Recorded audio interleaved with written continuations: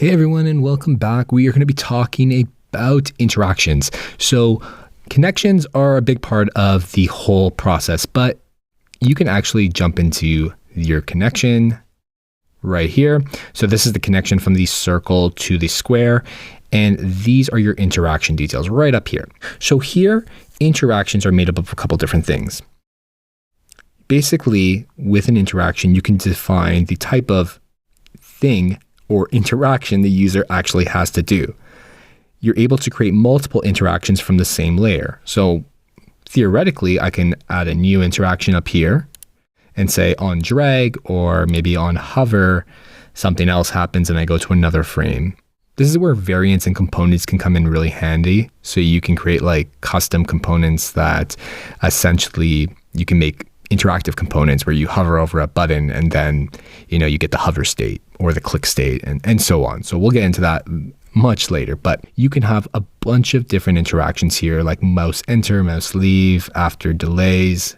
After delay is only going to be on the actual outer frame, but you can do a bunch of different things, but the only thing you can't do is replicate the same interaction. So that's the only thing, unfortunately.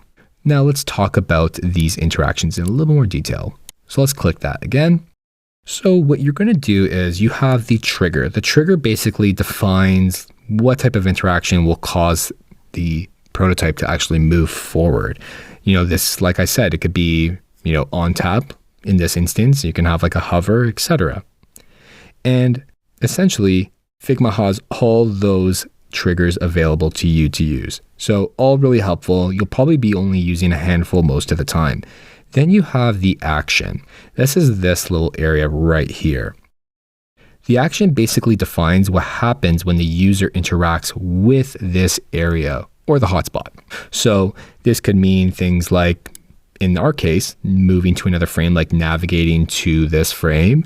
You can have it open an overlay, which will do ourselves. You can swap overlays, close overlays, you can go back automatically, you can scroll to, you can open a link. So there's a lot of different interactions or actions that actually do happen or can happen. And that is that. The destination is the last part. So this is the little drop down for the destination. Basically, this is where you are in your last step of the whole interaction. You define where you're going to. This can be another screen in your prototype. It could be some sort of overlay. It could be anything. But that is essentially the interaction details within Figma.